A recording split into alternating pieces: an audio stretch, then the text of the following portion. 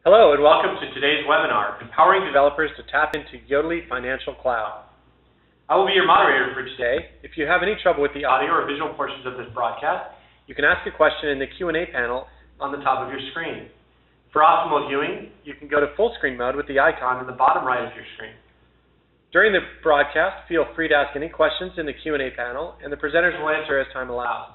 This webinar will be recorded and available to you after the presentation. Without further delay, I would like to introduce you our main presenter, Grace Francisco, Director of Developer Strategy for Yodlee Interactive. Thank you, Ron. Well, welcome, everyone. I am super excited about this webinar today. I've got our featured speaker, Lori Martel, VP of Platform at Yodlee. And we've also got special guests, Bob Sullivan, CEO of PowerWallet, as well as Ed Gonzalez, CTO of PowerWallet, who are going to be talking about their experience with our recent release. We've got a full agenda today. First off was Lori talking about the latest release highlights and everything that's great there besides the wonderful REST that we're offering in that recent release. And then I'll walk you through the new developer portal and tools that we have to offer you. And then our wonderful partners, PowerWallet, are going to be talking about their early adopter experience with our latest platform release and their technology choices they've made around that. And without further ado, I'll hand this off to Lori Martel to talk about the release highlights. Thank you, Grace. In 2013, we have had the following major investment areas and themes from which we've been working to. The first of which is around developer productivity and support. Today, we'll be launching our new developer support portal, where we have lots of improved API documentation. And our goal here really is to support our developer community and be more interactive with the community. As part of the developer portal, we're launching some new streamlined documentation and APIs, the ability to work with sample applications and sample APIs, as well as to work within a sandbox. So we got some great new capability just around our support activities and interacting within the community. The second theme is around drive usage, including data enrichment, which will help drive usage across multiple areas. The first area we're looking at is improving our add account flow, which allows our users to go ahead and add accounts to be aggregated and really focus on the consumer interaction and the customer experience and improving our success rates of ensuring that consumers are successful in adding accounts. We'll be talking about that in a little bit more detail as we move through the presentation. The last area that we've spent some time is around enriching our investment data, and we have improved and enhanced our security normalization process, as well as given some asset classification processes to the data as it is brought into Yodlee. We won't be talking about that today, but I would be interested in working with anybody who had questions on this in the future. So please contact us if you have any future interest there. The third area that we've really been focused on is the SaaS platform, and here we've been really working hard on being able to deliver more functionality through the platform quicker with more iterative processes. So now, going forward, we will be delivering functionality 3 times a year, and this functionality should not impact upgrades here. The idea would be to be able to put this out in kind of silent mode and have you as a developer and as a customer of our platform decide whether or not you'd like to uptake those features and functions along the way. So with that, we'll move more into the REST and the JSON interfaces and the more technical parts of the strategy. So I wanted to just start off by showing this is kind of the past approach to our platform strategy. We did have SOAP support in the past, and primarily that's all we exposed to you, our developer community, which we kind of use as this gray box in the middle. So we do support Yodlee solutions that sit on top of our APIs and what we called our SDK in the past. We have integrated custom solutions. This is what you, our developer community, would be under, where you create all of your own apps on top of our API set. And then thirdly, we had introduced a few years back this concept of a financial application, or FinApps, that sat on top of our platform. However, although we had the REST server available for those specific solutions, we had not made that available to our developer community in any other way. So one of the things I'm going to talk about now is the fact that we have made the REST server available across the board, and we've basically expanded our platform so that we have the same availability of functionality across all of these three pillars in an equal manner.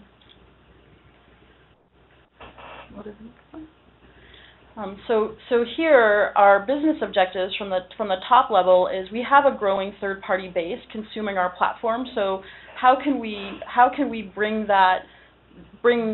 all of our functionality and all of our APIs available to that entire community? And we're also looking to encourage the blending of capability. We want to not only allow you to have access to more of our APIs, but we really believe that we can work as a community together so that we can share applications and components of our applications, so that us as Yodlee, we can focus on what we think are the commodity pieces of functionality, and then you can focus on those pieces of functionality that's your core business without having to rebuild even the commodity steps. So we're hoping that this kind of environment will allow us to share between all developers within our community, as well as just sharing more of the Yodlee functionality itself. So really, we want to increase the flexibility and time to market and give you plug-and-playable components in some areas, all at the same time of lowering costs and reducing risk. And so the way we have done this is to introduce this new REST API server to simplify the deployment options that you have available to you, and reduce the barrier of entry for your developers to be able to use and get access to our API environment. There's one thing to note, that this REST API deployment still depends on Yodlee predefined business objects and attributes. We do make everything we have available in our APIs, but if for some reason you would need a new attribute or a new data object or a new attribute within there, you would still be dependent on Yodlee to provide that in the platform. But we are working towards getting to a more pure dynamic API. This is our first step in that evolution. We've also added additional JSON response formats support. So hopefully here, this will improve the readability and transparency and even traceability of how you interact with the APIs, and allow you to get to market quicker and easier with the skill sets in your shops. The main piece that we've seen here is that the request and response is more performant when we're looking at when we've compared one-to-one API against API in SOAP versus REST and looked at how that's performed. We've seen about a 60% uptake in our own applications in how that's performing by just reducing the size of the payload and the amount of information that has to get transferred across the networks. So we really are seeing a response, a performant response here, and we're hoping that you will do the same. At the same time, at the end of the day here, we are not going to force this as an upgrade for anybody. There's no forced upgrade, no code changes. So those of you who have developed your apps on top of our SOAP-based APIs, you'll still be able to use those for all of your existing functionality. You will not be forced to move over to the REST APIs, but now in the future you should have a choice in what you want to deploy in and move over to the new REST server. And just to give you a little bit more background on the REST APIs here, we had first introduced REST in 2011 with our FinApp experience. And the goal here really with the REST APIs is to get to a level of granularity that's one up from what our SOAP APIs had provided before. So the granularity in the REST APIs definitely comes up a level, and I've given you a couple of examples here of where we've done this. So in expense analysis and account summary, we're actually doing some more calculations across account types and across entities within a single API. So you no longer have to go at that most granular level in order to interact with the APIs. And so when we first started doing this, we did it on a case-by-case basis based on which applications we were developing. Now we've broadened that to all 2,000 of our APIs in general so that you can now kind of make those decisions using the REST format. So not only have we gone broader with making our REST server available, but we've gone deeper in the types of functionality that are available through the REST server. Previously, all of our APIs were mostly available only server to server. Going forward now, we have made all of the APIs available client to server, giving our communities the ability to support those same APIs through multiple devices. So they'll now be more easily available for smartphones and tablets and all the mobile development that you might want to do in your areas. There is one exclusion on the client-to-server side right now, and that is in our authentication services. We're still supporting server-to-server only, just because of some of the security issues that will happen here. So we will encourage you that if you have questions about that, or you're building a piece of functionality where you're interested in client-to-server, talk with us a little bit more, because we will be looking at some of those individual use cases on a case-by-case basis, especially when we're building FinApps. So lastly, this is just a new picture here where we've pretty much taken that REST and SOAP layer, and instead of it being specific to the different silos that was our community, we've now made it available across the board, and this layer will now interact directly with the 4 types of services that I just mentioned. And now there's also a new box here that you see on the right, which we call FastLink. That is our prepackaged ability to add accounts now that we would like to offer independently. So it's not sitting up in the Yodlee solutions. It's a new set of capabilities that's available to everybody in the community. We do allow it to be used hosted and accessed via API, and this is just giving the ability for you to use our add account process as a commodity type service so that you don't have to build that into all of your different applications. You can look first at what we have to offer. We've also been able to put it into our platform so that we can deploy it independently of the platform services. This should give us the ability to iterate more quickly on the FastLink pieces and being able to deploy that process quicker and more independent of the regular platform services, so that you can get to market quicker with just this commodity piece. If you go to the next slide. Our goal here with our FastLink piece was originally to increase our add account success rates by 10%. But even more than that, we wanted to really lower the cost on your side so that you don't always have to build that, and you can eliminate that risk and cost for this particular process. There are a couple other components here that we have included in our API set, and as well as in our own hosted application.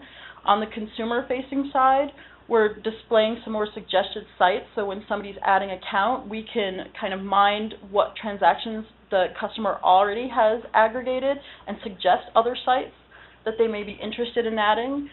We've created more intuitive searching and we've tried to streamline the user experience so that they don't hit as many errors as they previously had when they were adding accounts. On the back end side of this, in talking to customers, what we had realized was they would have to add accounts more frequently because they had to do one process per container. So even if they had the same credentials for a bank account and a credit card, they would have to go through that process twice, even though it was the same credentials going against the same site. Now they'll be able to do that all in one shot. If the same credentials are there, they'll be able to go ahead and add that account. And lastly, we're hoping that this is a commodity capability that you would want to save money in building yourself and allow yourselves to deploy that faster, quicker, and more independently. We will be offering migration tools here that we have developed that will allow you to convert existing users over to the new process if you're so inclined. And lastly here, just to talk about where we are with this today, We've had this out there on our Money Center instance since May. We wouldn't be talking to you about this right now unless we were convinced that it was actually acting and being successful out there. So we have multiple FIs implementing this, and we've even gone to market with a large retailer who's a YI customer, Yodlee Interactive customer here in the last 30 days, and we have been seeing quite a bit of success here. So around just driving usage and being able to actively engage the consumers, we've more than doubled the amount of ad account attempts just within the instances that we're looking at. Our average success rate has actually gone up from the high 50s, 56 to 60% now to over 80% success rate, and we've drastically reduced the amount of user errors that we see out there, which was our goal, particularly when it comes to refreshing data without the users getting involved. We're under a 3% error rate there that can almost be attributed to some of the MFA types of issues that go on in this process. So with that, I'd like to turn it over to Grace to talk more about the developer portal. Thank you, Lori. Well, I know personally I am super, super excited. We're now releasing our REST JSON interface. We've had a lot of developer demand around this, and we're thrilled to be able to offer this today. But beyond that, we really looked at our end-to-end developer scenario and wanted to make sure that we're offering you as much developer love as we can. And so with that, we are today also releasing a new developer portal, which I'm going to give you a quick tour of, and we are providing online searchable docs. You don't have to download PDFs anymore. These are online and searchable. You don't even have to register on the portal in order to see this technical documentation. We've made it as efficient and consumable as possible. These docs are specifically created for the developer audience. We also have a knowledge base that we're going to continue to contribute to. We'd love any feedback that you guys want to contribute for that knowledge base as well. So we have FAQs. We're building guidance in the online documentation as well. And then obviously we've built net new samples against our REST JSON interface, which are offered in the most popular languages that our developers use today: Ruby, PHP, C#, and Java. So a lot of excitement about that as well. And then the resistance. We've got a sandbox environment. It's entirely self-serve, so when you register for the developer portal, you will have immediate access to try out our API today. So some exciting news there. And with that, I'm going to switch over to my desktop and give you guys a quick tour.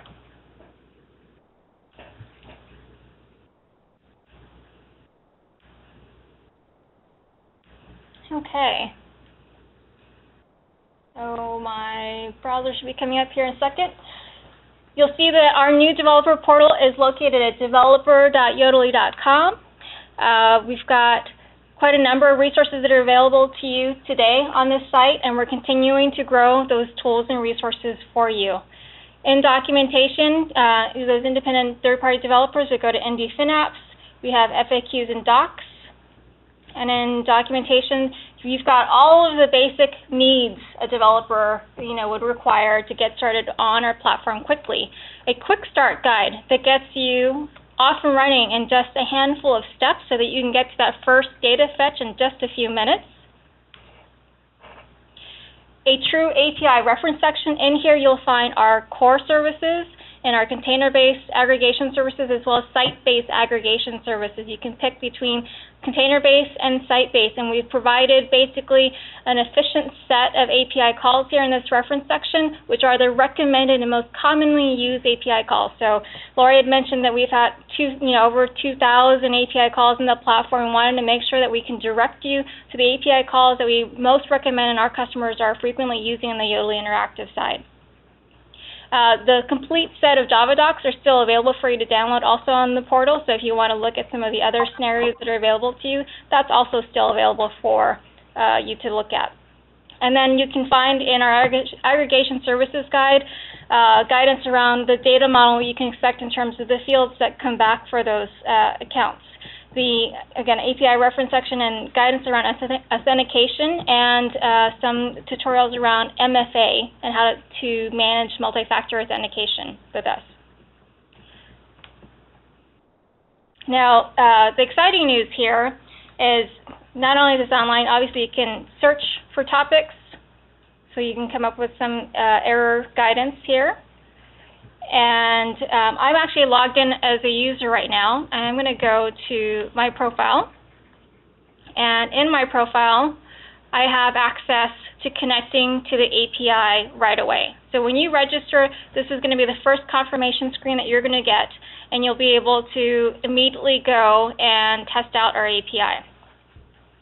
So I'm going to show you quickly one of our sample apps that is downloadable from the portal. This is a PHP sample app. This is also offered in C# and Ruby. We also have a separate Java sample app that's offered. And I'm going to show you that you can immediately start using the API here.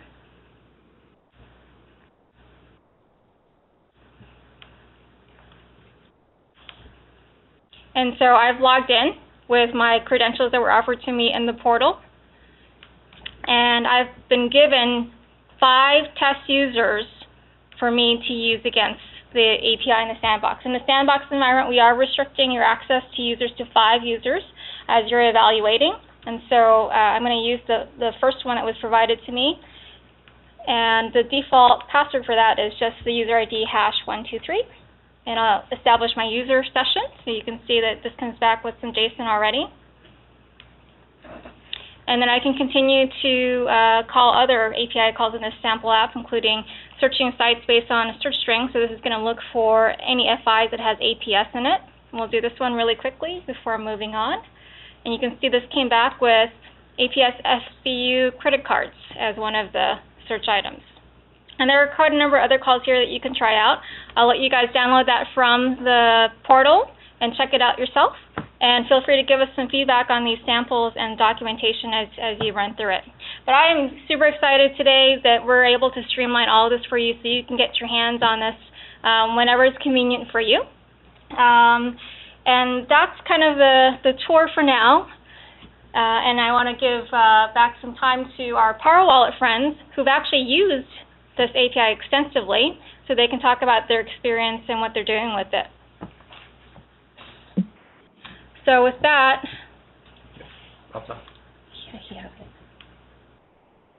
we're going to switch over to Bob and Ed from PowerWallet. Great.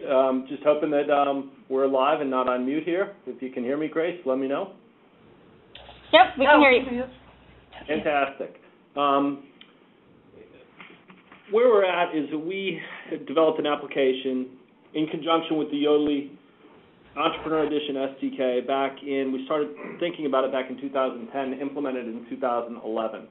PowerWallet, if you know or don't know, PowerWallet's a personal financial management application that we developed out of a set of requirements from a group of financial services companies that we have down here in Florida. We wanted to create a leading-edge PFM. We also wanted to create a ability to analyze and decision off the data that came over from the consumer so that we could recommend different advisory paths, show them offers, deals, or specific information regarding their financial profile. The application was initially developed and deployed in 2011, and as I mentioned, utilizing the Yodlee Entrepreneur Edition SDK. We launched in 12, and the applications exceeded all our expectations. We realized pretty quick, though, that the power of the data that our customers were generating through the application, we found ourselves wanting to do more for our customers and for our businesses. We saw different business applications for the data, different authentication, different verification options. We saw a lot of power in what we could do. But the way we were architected wasn't necessarily leading us to the solutions that we were looking at. So based on our experience, we set about in 2012 with Yodlee, we set a course to re-architect the application and realize those opportunities. So initially, and Grace, I don't know if you have the screens up. Here we go. Going back one slide to background. We developed the PowerWallet framework into 2 main sections, and the very distinct sections. One is the traditional PFM tools that everybody sees out there, the ability to budget, add an account, obviously, show transactions, create budgets, cash flow, calendar-based budgeting. And then underneath is a relevancy engine that we built, or a rules engine, which allows us to write rules against the data that comes over from consumers and then render that advice, offers, and deals that I mentioned before. Both of the pieces initially were built using Microsoft.NET Platform, C# and ASP.NET.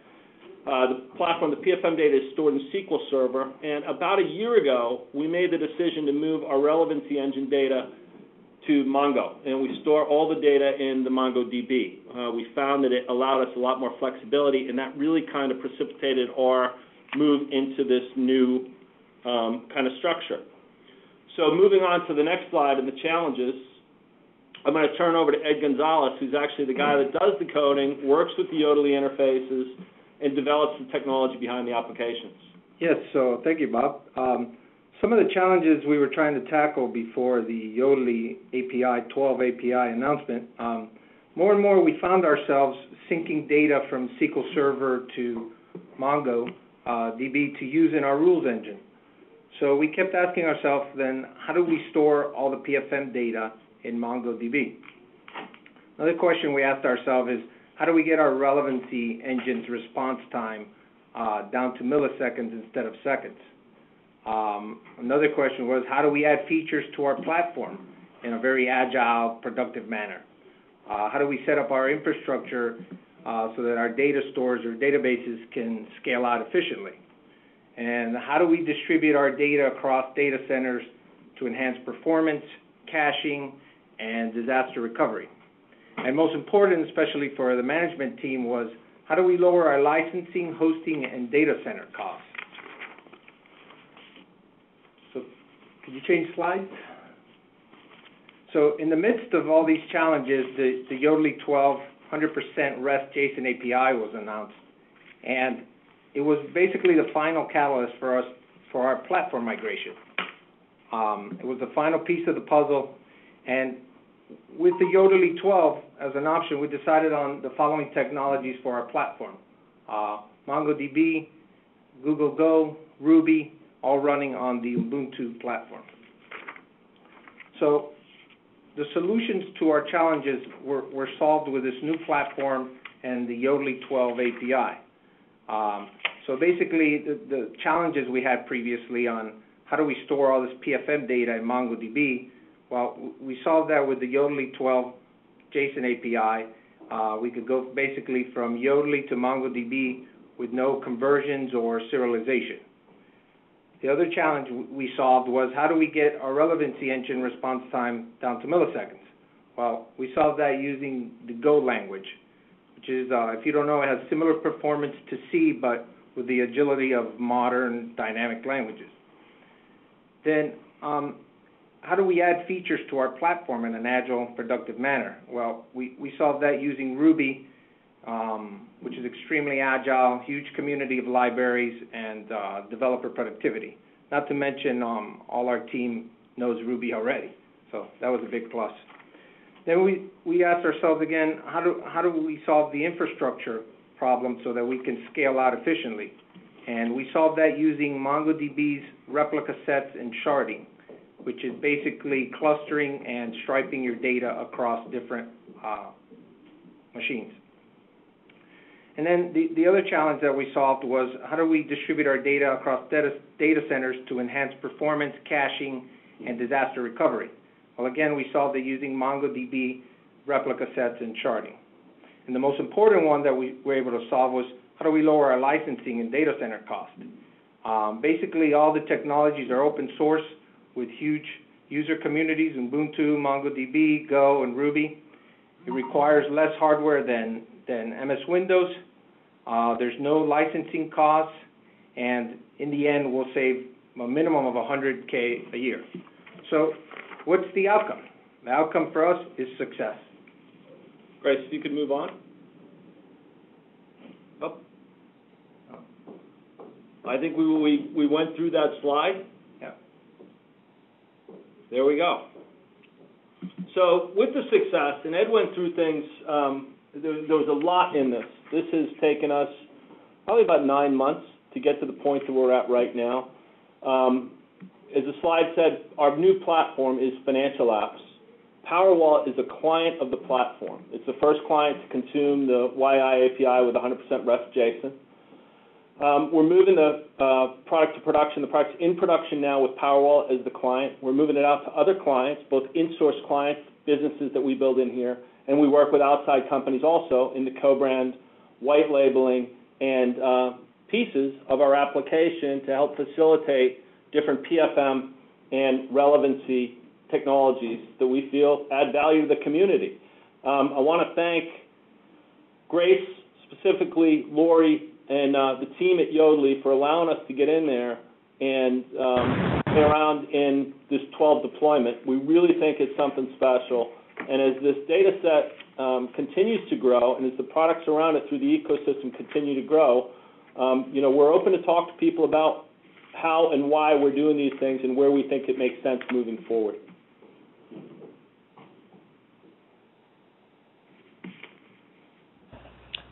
Thanks, Bob and Ed. Great story, and we really appreciate you guys spending time with us and being one of our early adopters for this platform. And with that, we're moving on to Q&A here. So if you want to ask a question, go ahead and type that into the chat window for us to review. And while we're waiting, we're going to take a look at what has been queuing up in the Q&A so far. We have a question from John. Sure, plan. So we've got a question from John that I'm going to direct over to my colleagues, Lori and Vinay, who are sitting in the room. Is there a plan to adopt resource object style and RESTful URLs, example, service/service ID/account? So this is basically having an ID for every object that's in REST. Right, so there is a plan to move in this direction. It's part of our future roadmap right now. And hopefully we can surprise you with some of our next releases in 2014 with this. Thanks, Lori. So another question. Let's see. John again. I'm going to move down here to. This is actually a question for both us and Bob and Ed. Is financial apps a part of Yodlee or PowerWallet? And I actually will answer that. It's actually PowerWallet's offering that's built on top of our platform. So the offering comes directly from PowerWallet, but they are leveraging our platform as part of that solution. And happy to do it. Another question here, any thought around a Yodlee Health API? Up, down, what institutions are having issues like NYCC, but machine parsable? So at this time, we don't have a set of health APIs available. However, we do have a whole tools and monitoring group that we are working with to see if we can offer something like this in the future.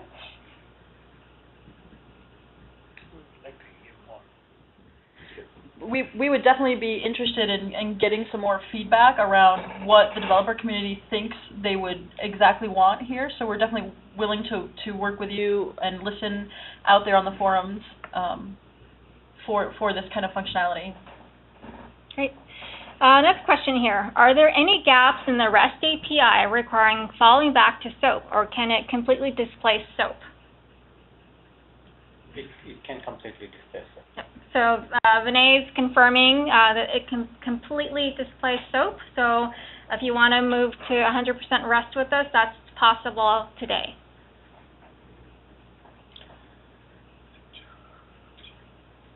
Let's see.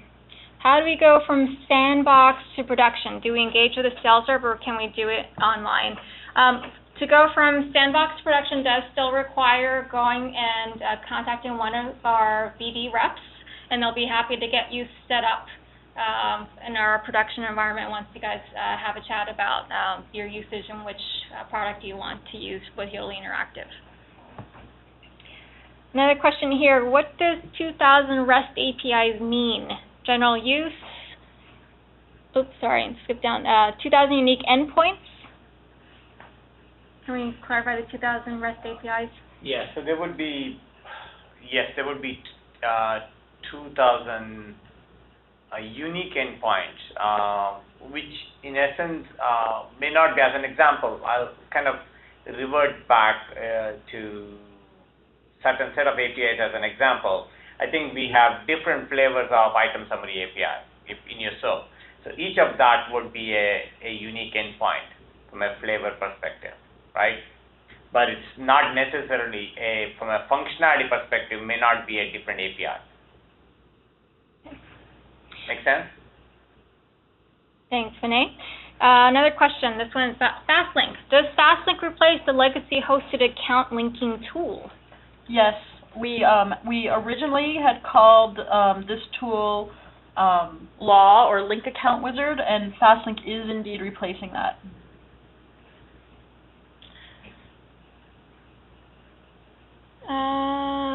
What is left to resolve the remaining 20% success rate in adding accounts and authenticating?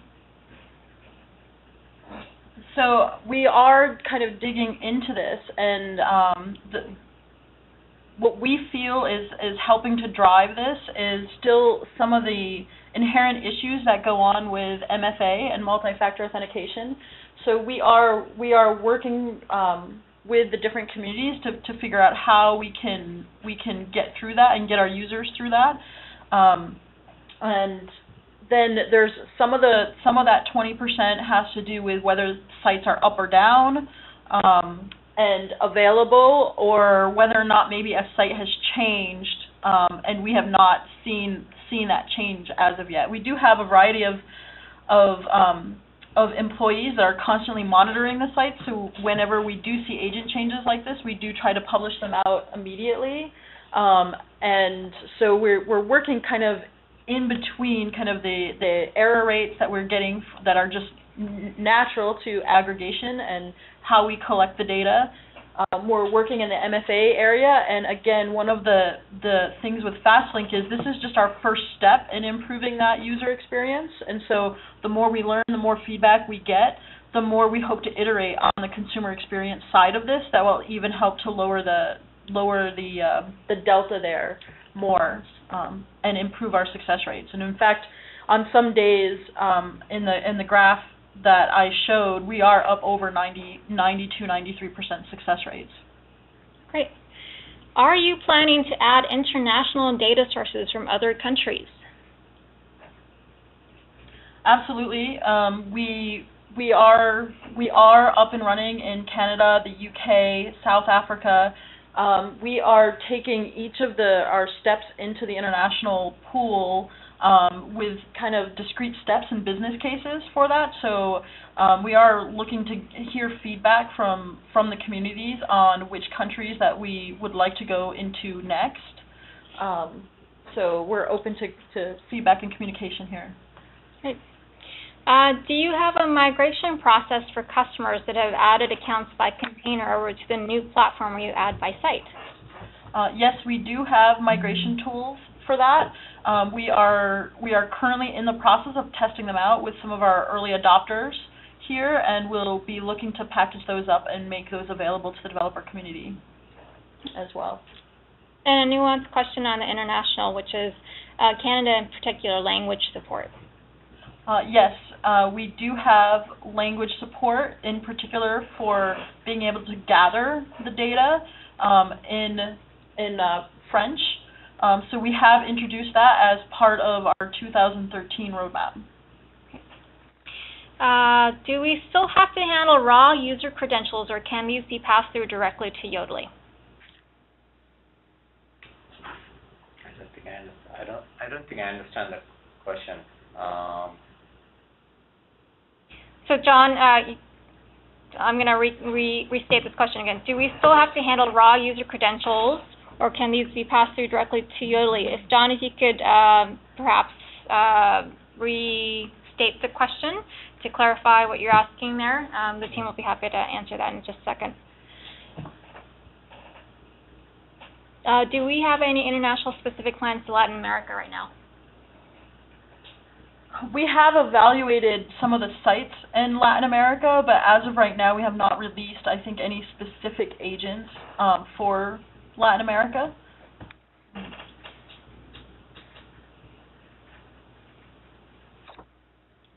Another question here. Do you have any stats on account binding performance, especially by institution?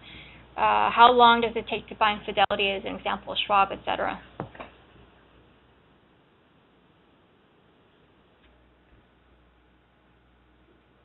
shifting with this account, if I understood correctly, account binding is the account addition.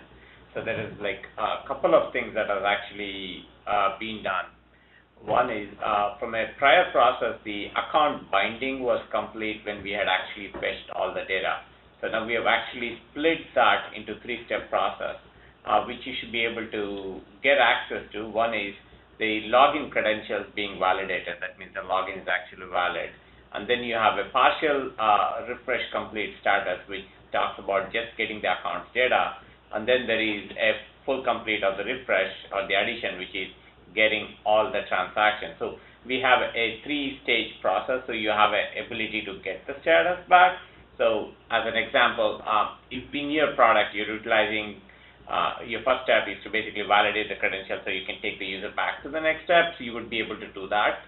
So you can keep the user engaged. Or if your step involves getting the account, so you do get the accounts faster. So in general, the login is pretty fast. It's based on the data, that's the number of accounts, the number of transactions that is there. It used to take time based on the site. But right now, kind of with the logins, we should be able to give you a faster response time regardless of which site it is. And then some clarity on the raw credentials question. Will Yodlee supply OAuth or OAuth-like UI into which the user will enter their institutional username password, or do we need to build that ourselves and transmit the credentials directly to the Yodlee platform? FastLink actually is the UI to ensure that the credentials are actually entered on Yodlee's site. The reason why we created the FastLink UI and we recommend that use is we are currently working with the financial institutions to migrate from raw credentials to OAuth. So there are a couple of FIs we are working closely on the beta mode. Once we have that, we expect to kind of take that forward with other financial institutions. So with Yodlee UI being used, it becomes a seamless transition for anybody to kind of move away instead of doing any kind of coding on their side to move from raw credentials to OAuth. So the whole credentialist handling of aggregation is something that we're working on for the roadmap. We are working with various parts of the financial network to ensure that we can do that through proofs of concept and so forth. We don't have any exact timing on when we will have that capability available to you if you are building it yourself. But we're definitely willing to engage and kind of hear your feedback for requirements in these areas. And along those lines, can FastLink be styled to match my app? Yes, answer is yes. Currently, you can style your app using the CSS. You can have your own CSS uploaded that will style the FastLink. We have received some feedback and we're working on certain other additions to FastLinks to make it much more improved from a usage perspective, and we would love to get the community feedback as they use so we can kind of add those elements too to make it more seamless. Great. And then we had a few other questions that were related to how do I get a hold of a sales rep, which we're really excited to see.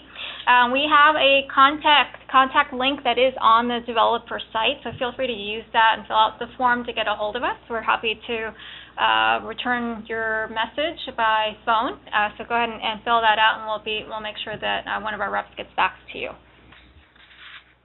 With that, I think that was the end of the Q&A. Ron? Great. You know, this has been a really informational session here. I want to thank Bob and Ed from PowerWallet for providing such a great context for what we're talking about here, and Grace and Lori for really talking about the new innovations going on at Yodlee Interactive. So this concludes today's webinar. We thank you for attending. As Grace mentioned earlier, if you have information and would like to contact us, please go to those contact forms, and someone will get back to you immediately. You will be getting an email regarding this webinar recording if you'd like to view this again, and we will be posting this on the YodleeInteractive.com website, so you can view that there as well. If you'd like to get additional information I talked about or a more in-depth presentation, once again, you can please respond to the email that we send you, and that will go directly to our solutions team to contact you immediately. Once again, thank you for attending, and enjoy the rest of your day.